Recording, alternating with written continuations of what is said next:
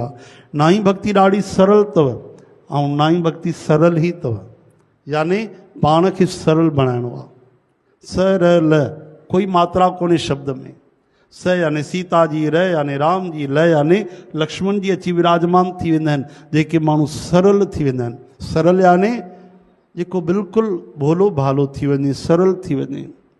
जीअं न 5 साल जा ॿार थींदा आहिनि, चालाकी न ईंदी आहे, चतुराई न ईंदी आहे, जेको दिलि में आहे उहो ई ॻाल्हाईंदा आहिनि।